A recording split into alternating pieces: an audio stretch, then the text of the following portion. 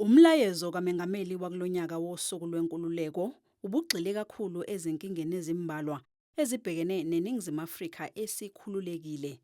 Ubugebengu, inkohlakalo kanye nokukhwabanisa bekuyingqikithi yenkulumo yanamhlanje.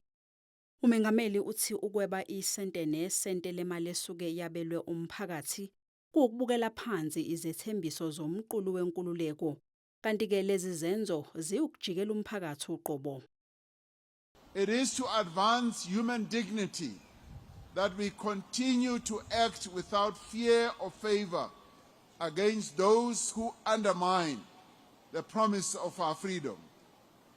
Every rand that is stolen is an attack on our democracy.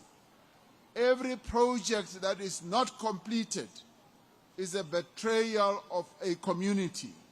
Udaba lwabantu bokufika abakuleli ngokungemthetho nalo alisalanga ngaphandle.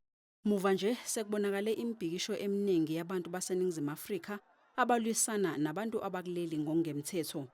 UMengameli uthi uhulumeni usemzamweni yokusiphula inkohlakalo emnyangweni wezokungena nokuphuma kulelizwe ukuze kugwemeke abantu abafika kuleli ngokungemthetho.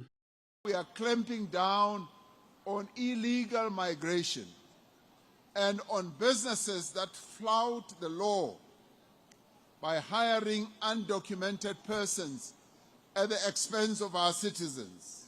We are actively rooting out corruption in our immigration system. We know that a number of people who have come in illegally into our country were allowed by some, not all, officials who have had corrupt tendencies.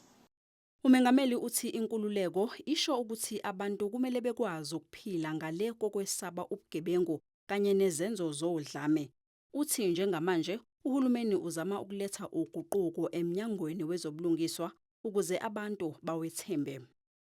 Dignity means that people must be able to also live free from the fear of violence and crime. To give greater effect to our freedom, we have dedicated greater resources and effort to tackling organized crime.